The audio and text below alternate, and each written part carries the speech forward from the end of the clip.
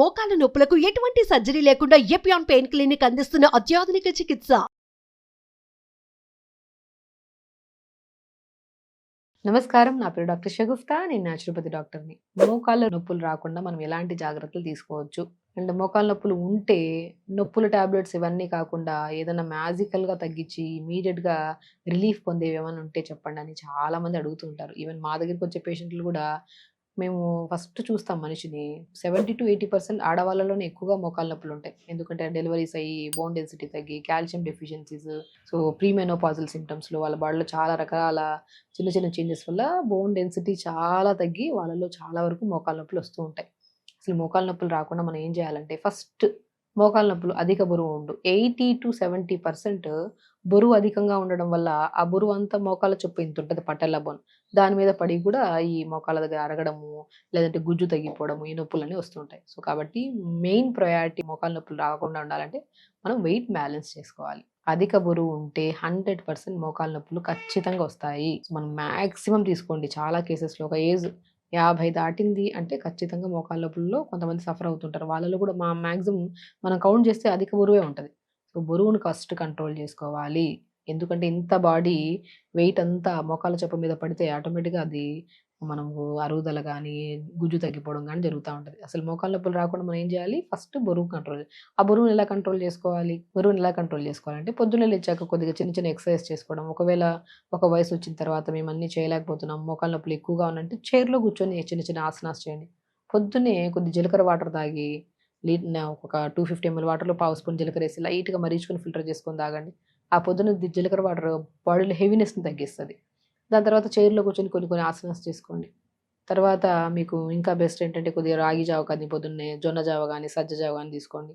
అంటే ఇంకొన్ని vegetables add చేసుకొని తీసుకోండి. లంచ్కి వచ్చాక మంచిగా తక్కువ రైస్ ఎక్కువ కర్రీస్ పెట్టుకోండి. బరువు తగ్గడం చాలా ఇంపార్టెంట్. బరువు తగ్గాలంటే కొన్ని సాక్రిఫైస్ చేయాలి. అవి తినాలి ఇవి తినాలి అనిపిస్తుంది అందరికీ. కానీ బరువు అధికంగా ఉండి మోకాళ్ళ నొప్పులు పెట్టుకొని నడవలేక అందరూ కంఫర్టబుల్గా నడుస్తుంటే మనం నడవలేకపోతే మనకి ఇంత ఫీల్ ఉంటుంది. సో తగ్గాలంటే మనం ఖచ్చితంగా మన లైఫ్ స్టైల్ మార్చుకోవాలి. అందులో ఫస్ట్ చేంజ్ ఏం చేసుకోవాలి, ఫుడ్ చేంజ్ చేసుకోవాలి. కాబట్టి లంచ్లో కూడా తక్కువ రైస్ ఎక్కువ వెజిటబుల్ కర్రీ ఆకుకూర ఫ్రై అలాంటివి తీసుకోవడం. డిన్నర్కి వచ్చాక మనం మ్యాక్సిమం జొన్న రొట్టె కానీ రాగి రొట్టె పుల్కా కానీ తీసుకోవాలి. సో క్వాంటిటీ ఆఫ్ ఫుడ్ తగ్గించామనుకోండి బరువు తగ్గుతాం. బరువు తగ్గితే ఆ బరువు అంతా మోకాల మీద పడడం తగ్గుతుంది. కాబట్టి ఆటోమేటిక్గా మోకాల నొప్పులు 80%, చెప్పాలంటే కొన్ని చోట్ల 100% కూడా తగ్గుతాయి. ఎందుకంటే మనం బరువు తగ్గించే ప్రయత్నంలో జాగి జావ తీసుకుంటున్నాం, జొన్న జావ తీసుకుంటున్నాం, వెజిటబుల్స్ తీసుకుంటున్నాం, నట్స్ తీసుకుంటున్నాం. వీటన్నిటిలో కూడా మనకి డెఫిషియన్సీస్ క్లియర్ అవ్వడం వల్ల కూడా మోకాళ్ళ నొప్పులు చాలా వరకు కంట్రోల్ వస్తాయి. సో మెయిన్ ప్రయారిటీ ఎక్కడికి వేయాలి, బరువు తగ్గించాలి. కొంతమంది పులుపులు తీసుకున్నా కూడా మోకాళ్ళ నొప్పులు ఎక్కువగా అవుతుంటాయి. పులుపులు కొద్దిగా వాతం ఉండే వాళ్ళు పులుపులు కొద్దిగా కంట్రోల్ చేయాల్సి వస్తుంది. అండ్ మన మెయిన్ ఇంపార్టెంట్ ఇంకోటి ఏంటంటే B12 డెఫిషియన్సీ ఉన్నా కూడా మోకాళ్ళ నొప్పులు వస్తాయి.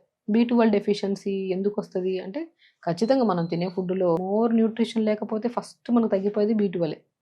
అందుకని మనం ఏం చేయాలి చెప్పండి, మనము బ్రౌన్ రైస్ ఉంటాయి కదా, మధ్యాహ్నం వండింటాం కదా, అది నైట్ ఇంత పెట్టుకోండి. దాంట్లో కొద్ది కర్డ్ వేసేసండి, కొద్ది కొత్తిమీర పుదీనా కొద్ది జీలకర్ర వేసేసి నైట్ అంతా అలా పెట్టండి. కుండలో అయితే ఇంకా మంచిది. అలా పెట్టేసి మార్నింగ్ లేచాక బాగా స్మాష్ చేయండి.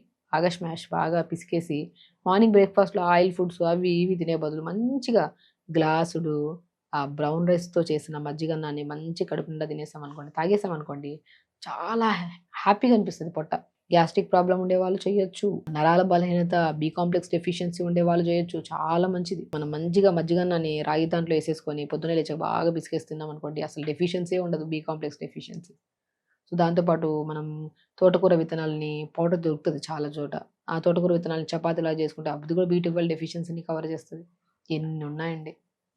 B12 ఆల్మండ్స్లో ఉన్నాయి, pumpkin seeds, watermelon seeds, sunflower seeds, వీటన్నిటిని రెగ్యులర్గా మన ఫుడ్లో తీసుకుంటుంటే మోకాళ్ళ నొప్పులు ఒకటే కావు ఎన్నో రకాల నొప్పులు రాకుండా మనం కాపాడుకోవచ్చు. కొంతమందిలో ఐరన్ డెఫిషియన్సీ వల్ల కూడా వస్తాయి మోకాళ్ళ నొప్పులు. అవి రాకుండా ఉండాలంటే మనం అంజీర్ తీసుకోవాలి, carrot, beetroot, Apple, ginger juice తీసుకోవాలి.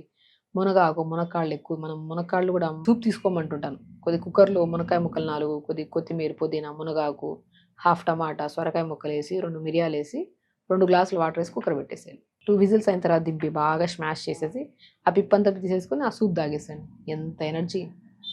ఇవన్నీ చేస్తే ఖచ్చితంగా మోకాళ్ళ నొప్పులు రావు. మోకాళ్ళ నొప్పులు ఉన్నాయి, దానికోసం పెయిన్ కిల్లర్స్ వేసి కిడ్నీ ప్రాబ్లమ్స్ వచ్చి లేదా ఒక కైండ్ ఆఫ్ డిప్రెషన్లోకి వెళ్ళిపోతుంటారు. అసలు మోకాళ్ళ నొప్పులు వస్తే మెయిన్ టార్గెట్ చేయాల్సింది బరువు ఉంటే బరువు తగ్గాలి, లేదంటే డెఫిషియన్సీస్ ఉంటే ఇప్పుడు మనం చెప్పిన ఫుడ్ మనం రెగ్యులర్గా తీసుకుంటే అయిపోతుంది. లేదంటే నువ్వుల నూనెలో కర్పూరం కలిపేసుకుంటే కూడా చాలా అద్భుతంగా పనిచేస్తుంది నొప్పులకి. మంచిగా నొప్పి ఉన్నప్పుడు రాసుకోండి, చాలా ఫ్రీ అయిపోతుంది. మోకాళ్ళ నొప్పులు ఉన్నాయని కంగారు పడే బదులు మోకాళ్ళ నొప్పులు ఎందుకు వచ్చాయి, దాన్ని ఎలా కంట్రోల్ చేసుకోవాలి, దాంతోపాటు ఏ ఆయిల్ అప్లై చేసుకుని మనకు రిలీఫ్ ఉంటుందని మనం క్లుప్తంగా తెలుసుకున్నాం కదా. సో ఖచ్చితంగా చేయండి, హెల్తీగా ఉండండి, హ్యాపీగా ఉండండి. నమస్కారం.